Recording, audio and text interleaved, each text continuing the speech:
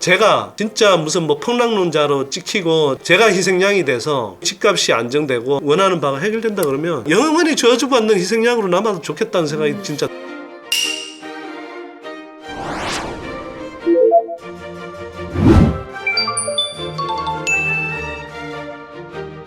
아까 사실 잠깐 지나갔긴 했지만 뭐 영끌 오적, 나아가서 부동산 오적에 대한 말씀도 해주셨는데 그거에 대해서 좀 더 설명을 해주실 수 있나요? 최근에 보면 이제 또 뭐 영끌 오적이라는 뭐 용어가 이렇게 회자되는 모양이더라고요. 빚내서라도 집을 사라고 좀 부추겼던, 그리고 뭐 부동산 투자 방법이라고 하면서 이제 막 빚내서 여러 채 사질렀더니 막 부자 됐어요, 이런 식으로 막 이제 유튜브에 나와서 인정하는 선동대 역할을 했던 사람들 있잖아요. 네. 그 사람들은 저는 비판받아야 된다고 생각합니다. 그런데 그 사람들 비판하기 이전에 한국 사회에 영끌 오적보다 훨씬 더 큰 범위의 네. 부동산 기득권 구조가 있거든요.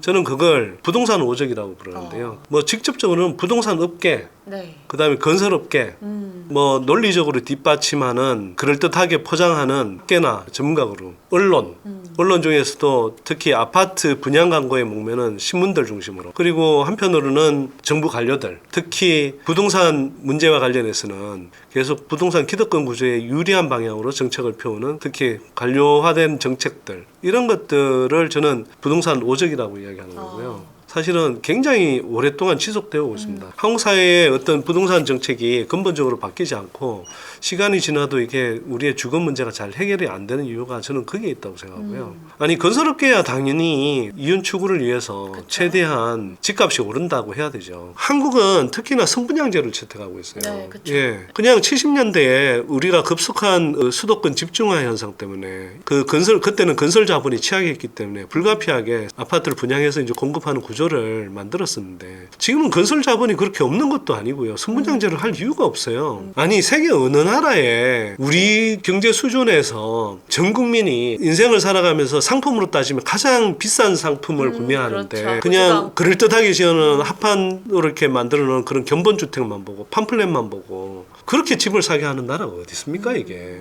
근데 선분양제이다 보니 계약금, 중도금 이런 식으로 나눠내면 되고 그 사이에 집값이 오르면 내가 다른 사람한테 떠넘기거나 뭐 여건 되면 내가 뭐 더 살아본다 뭐 이런 식의 판단을 하는 거잖아요. 네. 부동산 투기 선동이 유리한 그런 구조가 돼 있는 거거든요. 그다음에 그와 연결되어 있는 어떤 집단 대출 제도라든지, 그쵸. 우리가 후분양제로 이행한다는 건 외환위기 이후부터 이야기해놓고 아직 수십 년이 지나는 동안 후분양제로 거의 이행을 못해요. 네. 건설 관료들하고 또 맞물려 있는 부분이죠. 건설업계가 선분양제 하면 뭐 건설업체들 다 망한다 그러고, 그렇게 하면서 우리는 선진국이 됐는데도 불구하고 다른 나라보다 건설업의 비중이 2배 이상 높은 수준을 계속 유지하고 있단 말이에요. 건설업계 떠먹여 살리려고 한국 경제 전체가 엄청난 부담을 지고 있는 거고, 그래서 집값을 계속 올려 가져야 되는 거죠. 그리고 사실 제가 앞에서 가계부채 엄청 늘어났다고 그랬잖아요. 네. 건설업계의 건설부채는 어마어마하게 줄었어요. 건설업계 입장에서는 당장 선분양제에서 분양만 하고 나서 팔고 나면 그 다음부터는 자기네들 책임 아니니까 네. 이제 나몰라라 하겠죠.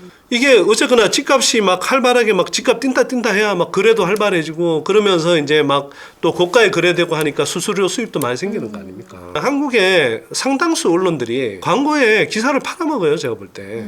특히 뭐 아파트 시장이 뜨거울 때 아파트 분양 광고가 전체 신문 광고 매출의 거의 30% 이상 차지하는 해도 있습니다.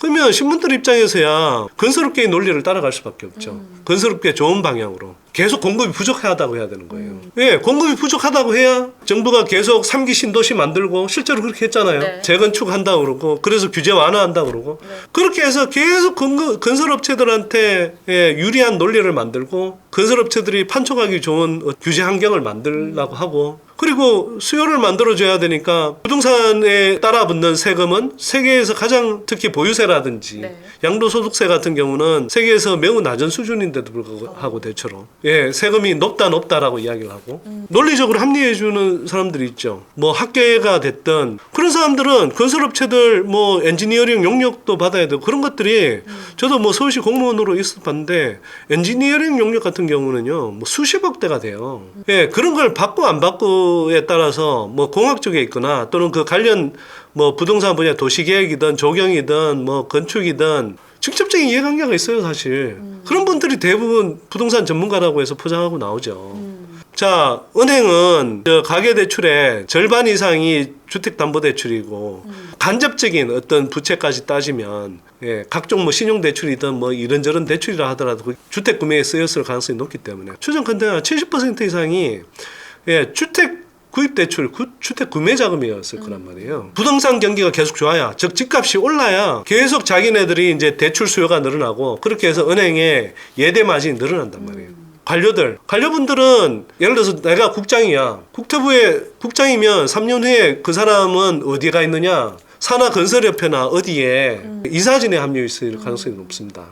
뭐 쉽게 말해서 낙하산으로 가는 거죠. 그렇게 해서 거기 가서 또 대관 창구 업무를 하는 거예요. 그러니까 이걸 사실은 우리가 진짜 선진국으로 나가고 한편에서는 경제적으로는 산업적으로는 선진국 대열에 들었었는데 한쪽에서는 우리 젊은이들이 결혼할 생각도 안 하고 아이 낳을 생각조차 못하게 되는 그래서 부동산 거품을 빼고 많은 사람들이 정말 크게 빚지지 않고 웬만큼 벌어서 어느 정도는 계획해가면서 자기 그 집을 사고 도선도선 그 안에서 이렇게 행복한 삶을 꾸려갈 수 있게 하려면 이런 기득권 구조를 근본적으로 극복해야 되더라. 그냥 연골 오적 욕하기는 쉽죠. 그냥 어떤 소수의 사람들을 그냥 희생양으로 삼다고 해서 이 문제들이 풀리지 않는다는 거죠. 저는 예를 들어서 제가 진짜 무슨 뭐 폭락론자로 찍히고 정말 제가 희생양이 돼서 한국의 국내의 집값이 안정되고 주거 안정 문제가 해결되고 원하는 바가 해결된다 그러면 저는 그냥 영원히 저주받는 희생양으로 남아도 좋겠다는 생각이 진짜 들어요.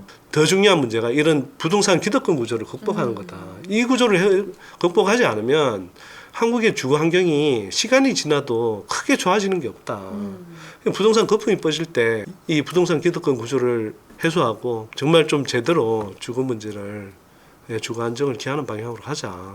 후분양제 하고 그다음에 공공임대주택 획기적으로 늘리고 사회형 조합주택 늘리고 그다음에 대출 규제 이거 무분별한 대출 규제 다시 정비해야 되고 지금 윤석열 정부는 거꾸로 하고 있거든요. 무슨 원희룡 장관이 얼마 전에 이랬잖아요. 강북구에 그거 LH공사가 매입임대주택 그거 매입한 거 가지고 아니 자기 돈이면 그렇게 샀겠냐 이렇게 이야기하는데 네. 제가 한편으로는 1차원적으로 보면 원희룡 장관 이야기가 되게 그럴듯하게 들리고 근데 윤석열 정부 전체로 보면 저건 너무 웃기는 이야기다 저거. 아니 LH공사는 그래도 분양가의 12%는 깎아서 샀잖아요. 네. 근데 지금 윤석열 정부가 특례보금자리론으로 하고 있는 건 뭐죠? 코로나 시기에도 그 저금리에도 집을 안 사고 있었던 지금 남아있는 사람들이라면 집을 살 여력이 여전히 안 되는 사람들이 태반일 거란 말이에요. 네. 그런 사람들한테 소득 기준 완화해준다. 대출 기준 완화해준다. LTV 기준 완화해준다. 빚내서 집 사라. 근데 그 사람들이 집 사는 건 뭐예요? 한 푼이라도 깎아서 사닙니까? 분양가에서 한편으로는 국민들한테는 특례보금자리론이라고 하면서 그렇게 해서 또 빚내서 집 사라 하고 있다. 네. 이거 얼마나 근시안적이고 통하지도 않는 무리수인 건지. 지난 정부 때 이게 2008년 금융위기 이후에 이명박 박근혜 정부 때 문재인 정부 때 20몇 번의 대책을 내는데 집값이 올랐다 이렇게 이야기하지만 이명박 박근혜 정부 때 20몇 번에 30번 넘는 그런 정책을 내놨어도 집값 하락을 못 막았거든요. 그때 이미 정책 효과를 다 경험했어요. 그러니까 지금 들어가시면 제가 볼 땐 총알바지입니다. 들어가지 마시고요. 근데 정부 차원에서는 이런 엉터리 정책들을 내놓지 말아야 되는 거예요. 지금 집값이 왜 떨어지는데요? 왜 거래가 없는데요? 가격이 올라가면 공급량은 확 늘어나죠. 지금 공급량이 지금 막 코로나 시기 막판에 늘어나 있으니까 그게 무더기로 지금 분양 물량으로 나왔는데 가격이 너무 높아지는데 전에는 그래도 그나마 저금리에서 자기 소득이 없어도 미래 소득을 빚이라는 형태로 땡겨와서 이게 사줬으니까 수요가 있는 것처럼 보였는데 이제는 고금리예요. 이 고금리가 상당 기간 지속될 겁니다. 그러면 더 이상 이 수요도 없단 말이에요. 그쵸. 그러면 수요량은 확 줄어들어 있고 공급은 늘어나 있어 미분양이 확 늘어나고 있는 이 상황이잖아요. 그러면 여기에서 수급을 맞춰줘서 거래가 활발해지게 하려면 어떻게 해야 될까요? 그러면 공급도 지금은 어쨌거나 늘어나 있는 상황이기 때문에 이게 한동안은 간단 말이에요. 그럼 뭘 해줘야 되나요? 가격이 그냥 떨어지게 만들어줘야 돼요. 이건 시장의 정상적인 가격 조정 과정이에요. 이게 지금 얼마나 진행이 됐다고 벌써부터 이게 억지로 지금 막 여러 가지. 마른 수건 쥐어짜듯이 지금 이게 특례보금자리론이다 등등 해가면서 이렇게 자꾸 무슨 그다음에 다주택자가 이제 이 대출 규제라든지 이런 것들까지 풀어가면서 어떻게 해보려고 하는 것 같은데 이 상태에서는 일정하게 상당 수준까지 가격 조정이 일어날 때까지는 웬만하면 그냥 놔둬야 되고요. 금융 시스템 리스크로 번지지 않는 한 정부가 자꾸 이런 거 개입하면 안 돼요. 미국의 공화당이 이거 집값 떨어진다고 집값 막으라고 미분양 물량 정부 보고 사주라는 주장을 어디서 하나요? 미국 공화당이. 그러니까 이게 완전히 엉터리라고요. 사람들이 다. 그 가게 입장에서 보면 거기에 그런데 또 쉽게 현혹당하면 안 되신다. 이 말씀을 제가 마지막으로 다시 드립니다. 정말 부동산 시장의 이해관계가 얽혀있는 부분들이 뭐 건설사부터 시작해서 뭐 여러 가지 관료나 뭐 언론까지 또 언급을 해주셨는데 사실이나 진실을 가리는 눈이나 손이 많아서 정말 많이 직접 공부를 하시고 그리고 그런 것들이 현혹되지 않게 저희가 많은 공부를 해야 할 것 같습니다. 오늘 정말 긴 말씀 해주셨는데 마지막으로 좀 혼돈의 부동산 시장에 임하는 구독자를 위해서 짧게 한마디를 해주신다면요? 이게 냉정한 눈으로 보면 여전히 집값이 너무 높고 네. 그렇게 해서 조정받을 일이 한참 남아 있는데도 불구하고 앞으로 계속 이런저런 시시때때로 뭐 좀 지나고 나면 이제 집값 오른다 이런 이야기들이 계속 많이 나올 거고요. 특히 언론들을 통해서 많이 나올 거고요. 네. 저는 거기에 좀 쉽게 안 넘어가셨으면 좋겠고요. 네. 기본적으로 지난 주택시장 하락 사이클을 한번 조금 복귀해봐라.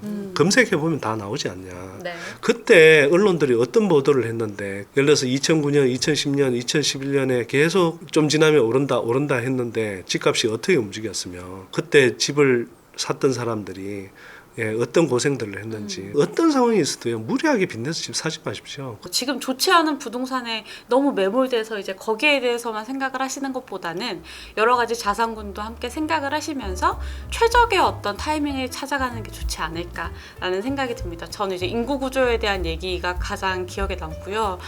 그래서 저도 이쪽에 대해서 좀 더 거시적인 관점으로 매크로적인 관점으로 공부를 더 해봐야 되겠다는 그런 생각이 듭니다. 네, 오늘도 말씀 감사합니다, 소장님. 네, 고맙습니다.